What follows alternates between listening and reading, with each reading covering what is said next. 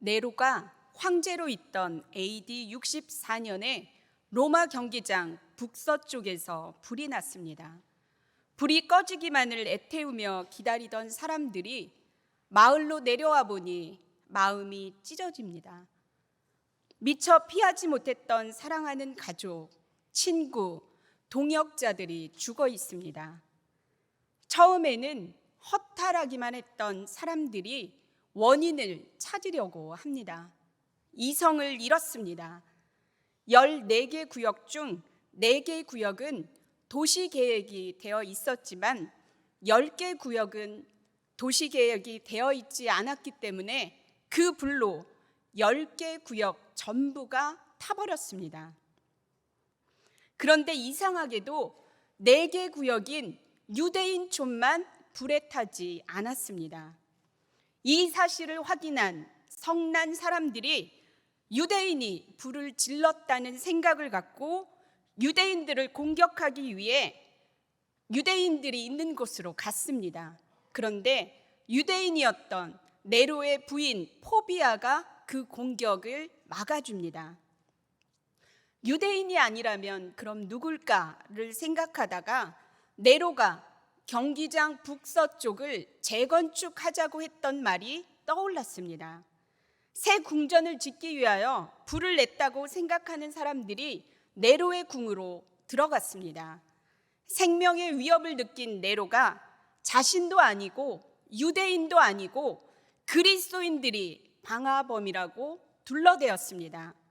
하루아침에 방화범이 된 그리스도인들을 대화재의 희생양으로 삼았고 그들은 그렇게 처참히 죽어가며 박해를 받게 되었습니다. 방법은 너무나 잔인했습니다. 원형 경기장에서 부모가 보는 앞에서 자녀들에게 피를 바른 후드티를 입히고 며칠 굶긴 맹수를 풀어 살을 찢어 잡아먹히게 하였습니다. 해가 저물면 그 동네를 밝히는 인간 횃불로도 사용을 하였습니다. 상상할 수 없는 끔찍한 핍박과 박해가 가해졌습니다. 이들이 죽었던 단 하나의 이유는 예수 믿는다는 것 하나였습니다. 예수를 믿는다는 이유만으로 죽어야 했던 이들의 질문은 이것이었습니다. 과연 하나님은 살아계신가? 왜 침묵하시는가? 생명을 버리고서라도 예수님을 끝까지 믿어야 할 것인가? 아니면 생명을 지키기 위해서 배교해야 할 것인가? 억울하게 누명을 쓰고 처절하게 하나님 앞에서 기도하던 그리스도인들의 심정이 느껴지십니까? 전능하신 하나님께서 그리스도인들이 이렇게 죽어가는 것을 진짜 모르셨을까요? 히브리서 4장 13절은 이렇게 기록합니다. 지으신 것이 하나도 그 앞에 나타나지 않음이 없고 우리의 결산을 받으실 이의 눈앞에 만물이 벌거벗은 것 같이 드러나느니라. 아멘. 그분 앞에 드러나지 않은 것이 하나도 없고 만물이 벌거벗은 것 같이 다 드러난다고 성경은 기록하고 있습니다. 사랑하는 성도 여러분, 히브리서는 평안함 가운데 쓰여진 책이 아닙니다. 내가 보는 앞에서 내 사랑하는 자녀들이 억울하게 처참하게 죽어가는 갈등의 상황에서 예수 그리스도를 믿고 따를 것인지 아니면 배교해야 할 것인지 도대체 예수 그리스도가 어떤 분이신지 누구이신지 왜 우리가 끝까지 붙들어야 하는지 도대체 이 억울한 상황을 하나님께서는 알고 계신지에 대해 원독자들에게 답을 해주는 서신서가 히브리서입니다. 여러분들이 이 서신서의 저자라면 어떻게 글을 쓰시겠습니까? 대제사장 되시는 예수 그리스도는 구약의 그 어떤 선지자들보다 천사보다 모세보다 뛰어나신 분이시며 그분 앞에 나타나지 않은 것이 하나도 없이 만물은 벌거벗은 것 같이 밝히 드러납니다. 예수 그리스도를 끝까지 붙들고 믿어야 한다는 확신을 주는 글을 쓰지 않겠습니까? 오늘 말씀을 통하여 세 가지를 살펴볼 것인데, 첫 번째는 예수 그리스도가 어떤 분이신지, 도대체 누구신지에 대해서 살펴볼 것이고, 두 번째는 예수 그리스도께서 왜 인간이 되어야만 했는지를 살펴볼 것이며, 세 번째는 오늘 우리들이 시선 집중하여 끝까지 붙들고 주목해야 하는 것이 무엇인지를 살펴보겠습니다. 히브리서는 대조라는 기법을 사용하여 예수 그리스도가 얼마나 뛰어나신지를 설명하고 있습니다. 첫 번째는 예수 그리스도와 선지자들을 대조하고 있습니다. 선지자들보다 뛰어나신 예수 그리스도입니다. 뭐뭐보다 뛰어나다라는 말은 13번이나 반복하며 사용되고 있습니다. 선지자들과 예수 그리스도를 비교하는 이유는 선지자들은 하나님을 알리는 매개체로 하나님의 말씀을 백성들에게 전하는 통로로 사용되었기 때문입니다. 전에는 하나님의 말씀, 하나님의 마음을 알기 위해서는 선지자들을 찾아가야 했으나, 이제는 아들을 통하여 하나님의 말씀을 들을 수 있다고 합니다. 하나님의 말씀을 듣고 싶으면 어떻게 해야 합니까? 예수 그리스도께 나아가야 합니다. 예배 드리시는 분들 중에서 하나님의 말씀을 듣고 싶으십니까? 하나님의 마음을 알고 싶으십니까? 제발 기도 많이 하는 누구누구 권사님, 장로님, 목사님 찾아가지 마시고 예수 그리스도께 나아가십시오. 은혜의 보좌 앞에서 기도하십시오. 여러분의 억울한 마음, 답답한 마음을 아시고 만져주십니다. 저와 여러분의 삶에 아들을 통한 만져주심의 은혜가 임하길 바랍니다. 예수 그리스도가 어떤 분이신지를 1장 2절 하반절부터 3절까지 기록되어 있습니다. 1장 2절 하반절부터 3절까지의 말씀입니다. 함께 읽겠습니다. 이 아들을 만유의 상속자로 세우시고 또 그로 말미암아 모든 세계를 지으셨느니라. 이는 하나님의 영광의 광채시요 그 본체의 형상이시라. 그의 능력의 말씀으로 만물을 붙드시며 죄를 정결하게 하는 일을 하시고 높은 곳에 계신 지극히 크신 이의 우편에 앉으셨느니라. 아멘. 예수 그리스도는 만유의 상속자이십니다. 세계를 지으신 창조자이십니다. 하나님의 영광의 광채이십니다. 본체의 형상이십니다. 만물을 붙드시는 분이십니다. 죄를 정결케 하시는 분이십니다. 지극히 크신 이의 우편에 앉아 계신 분이십니다. 만유의 상속자에 대해서 잠깐 보겠습니다. 만유의 상속자라는 말은 하나님께서 이 세상의 모든 소유권을 예수 그리스도께 넘기셨다는 것입니다. 그럼 이 세상에 이제 소유권은 누구에게 있습니까? 예수 그리스도께 있습니다. 저와 여러분은 만유에 속할까요? 속하지 않을까요? 우리들이 만유에 속한다면 우리들의 소유권은 이제 예수 그리스도께 있습니다.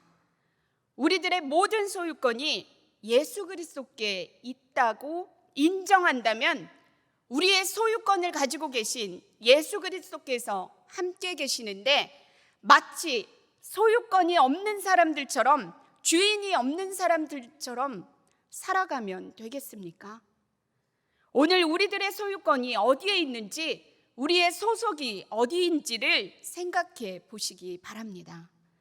그 어떤 선지자들보다 뛰어나신 만유의 상속자이신 예수 그리스도께 우리의 소유권이 있음을 잊지 마시기 바랍니다.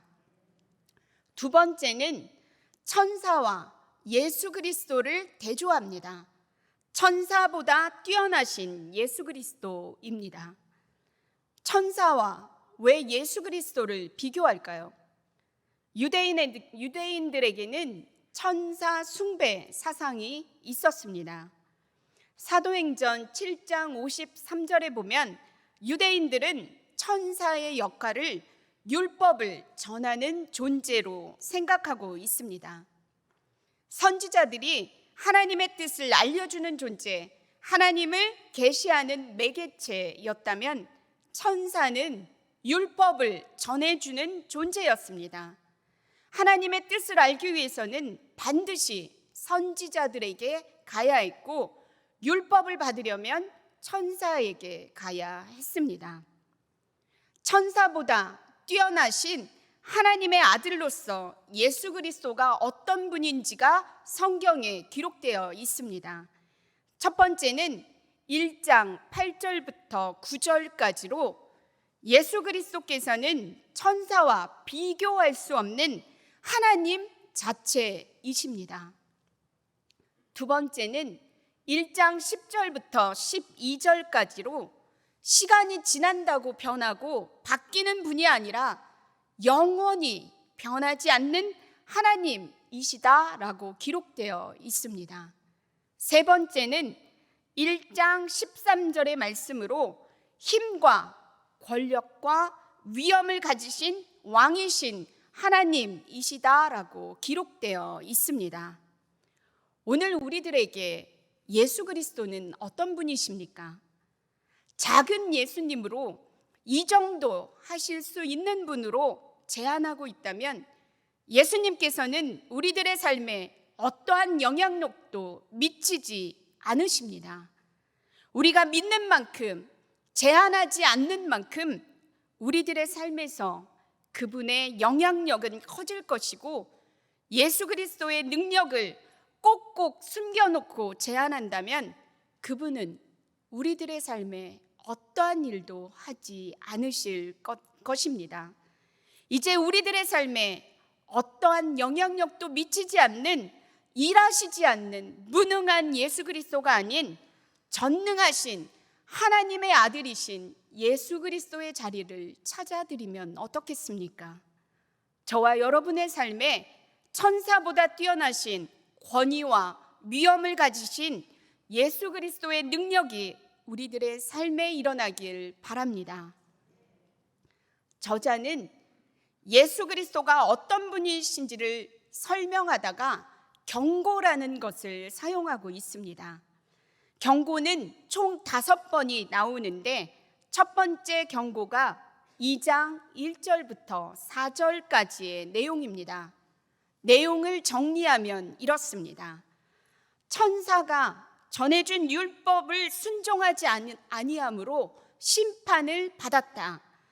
천사가 전해준 율법도 불순종하면 심판을 받는데 하물며 천사랑 비교할 수도 없이 뛰어나신 예수 그리스도께서 전해준 큰 구원을 등한시 여기면 되겠냐라고 반문하는 내용입니다. 그 대답은 원독자들에게 있습니다. 예수 그리스도께서 전해준 큰 구원이 무엇입니까? 큰 구원은 유대인들이 생각하고 있던 율법을 다 지키면 구원받는다가 아니라 우리를 위하여 십자가에 돌아가시고 죄를 사해 주시며 구원해 주신 예수 그리스도로 말미암아 우리에게 영원한 생명이 주어진다입니다. 믿으십니까? 저와 여러분에게 오늘 큰 구원이 임하길 바랍니다. 경고 후에 저자는 2장 5절부터 18절까지 천사와 사람의 아들로서 예수 그리스도를 대조하고 있습니다. 예수 그리스도께서 꼭 사람이 되어야 했던 이유를 설명하고 있습니다. 2장 9절의 말씀입니다. 첫 번째 이유는 모든 사람을 위하여 죽음을 맛보려 하시기 때문에 사람이 되셨습니다. 14절 하반절의 말씀입니다. 두 번째 이유는 죽음의 권세를 잡은 자 마귀를 멸하시기 위해서입니다. 15절 하반절의 말씀입니다. 세 번째 이유는 모든 사람을 놓아주려 하심입니다. 16절 하반절의 말씀입니다. 네 번째 이유는 아브라함의 자손을 붙들어 주려 하심입니다. 17절의 말씀입니다. 다섯 번째 이유는 백성의 죄를 속량하기 위해서입니다. 18절의 말씀입니다. 여섯 번째 이유는 시험 받는 자를 능히 도우시기 위해서 예수 그리스도께서는 사람의 아들로 사람이 되셨습니다. 예수 그리스도께서 땀방울이 핏방울이 되도록 기도하셨던 겟세마네 동산에서 죽음과 직면하고 계셨습니다. 예수 그리스도께서 하나님이신데도 불구하고 예수 그리스도께서는 죽음을 물리쳐 달라고 아버지께 3번이나 기도를 하고 있습니다. 또한 사랑하는 제자가 3번이나 부정하는 배신도 당해보셨고 매도 수없이 맞으며 고난도 받으셨고 자신의 고향에서는 인정도 받지 못하는 무능한 인간도 되어보셨고 예루살렘 성벽을 보시고서는 눈물도 흘리셨습니다.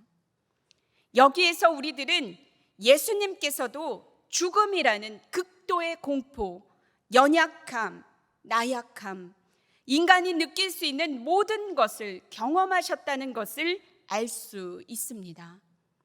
사랑하는 성도 여러분, 먹어본 사람이 그 맛을 안다는 말이 있습니다. 그 맛을 알기에 누군가에게 말해줄 수 있듯이 고난도 고통도 겪어본 사람만이 누군가를 위로할 때 능력이 나타납니다. 예수 그리스도께서는 모든 것을 다 경험해 보셨기 때문에 능히 우리들을 도우실 수 있습니다. 오늘 위로가 필요하신 분 계십니까? 우리의 눈물 나는 마음을 알아주기를 원하십니까? 우리들에게 있는 연약함, 나약함, 눈물, 아픔, 이해되지 않는 모든 고난을 포장하지 말고 그대로 예수 그리스도께 가져가십시오. 예수 그리스도께 나오는 한 사람 한 사람에게 이렇게 말씀하십니다.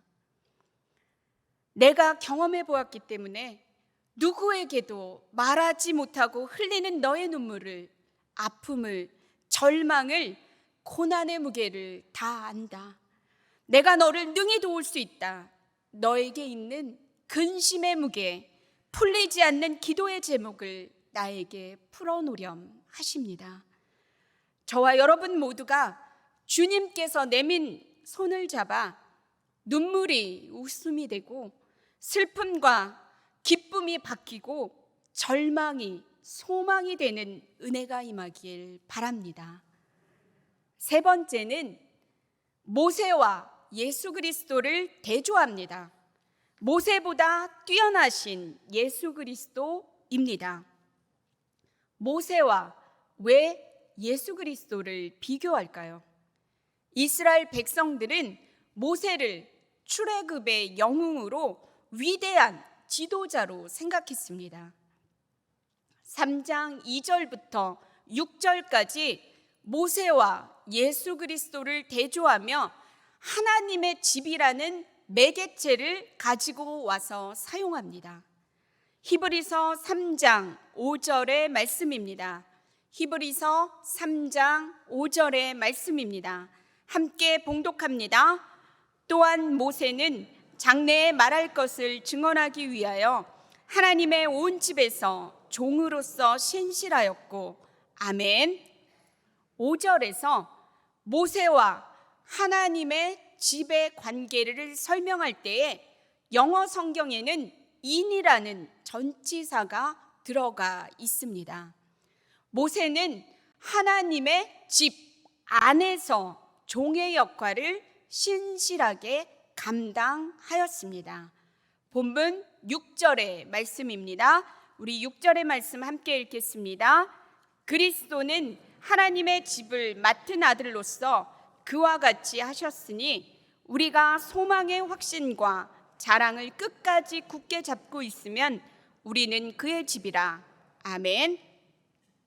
그러나 예수 그리스도는 하나님의 집을 맡은 자인데 안에서가 아니라 영어 성경에 들어가 있는 전치사 over 위에서입니다. 예수 그리스도는 하나님의 집 위에서 맡은 아들로서 신실하게 자기의 역할을 감당합니다. 모세는 하나님의 집을 섬기는 종이고 그리스도는 하나님의 집을 맡아서 다스리는 아들입니다. 누가 더 뛰어납니까? 종과 아들은 비교할 수도 없습니다.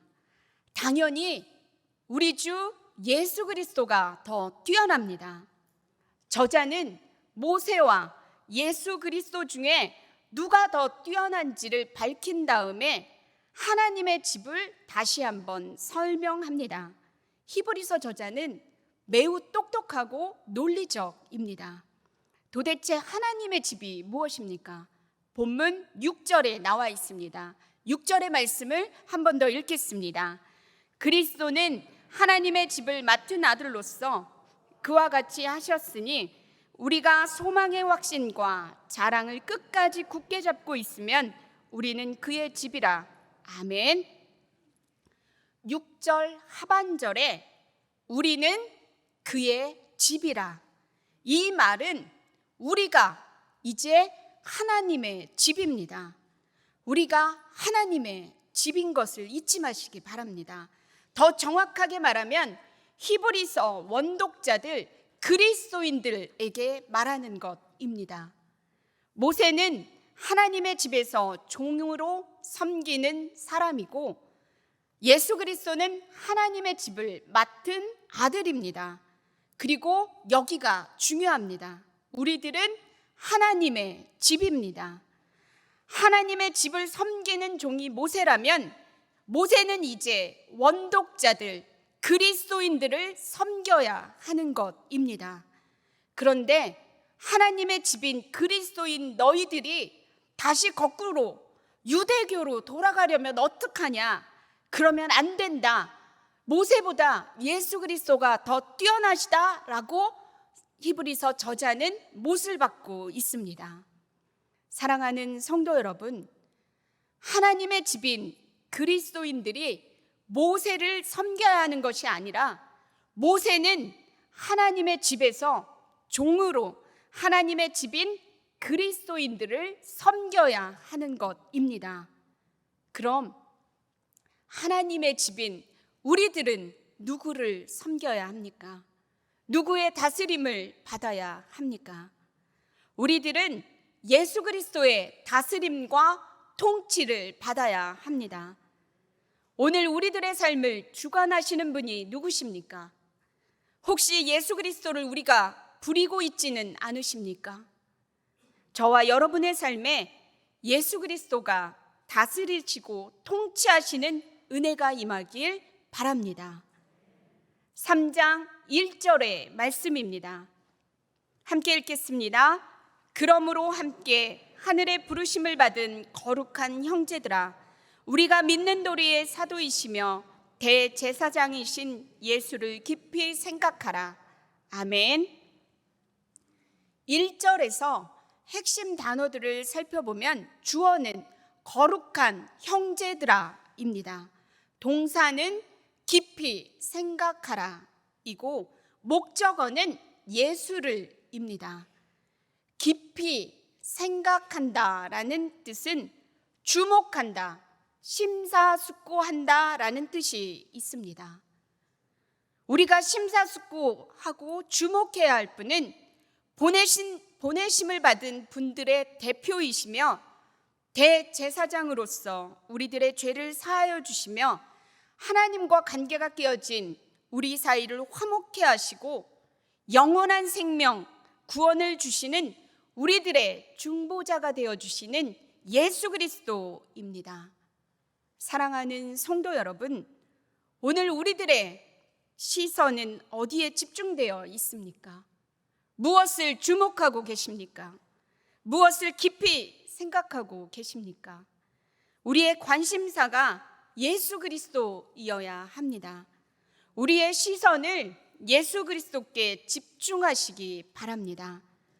우리가 살아가는 현실에서 수백 가지의 다양한 이유들은 우리들에게 합리적인 이유를 대며 예수 그리스도께 나아가지 못하게 합니다. 우리들이 예수 그리스도를 붙들고 살아가기란 쉽지 않습니다. 우리의 의지로는 역부족입니다.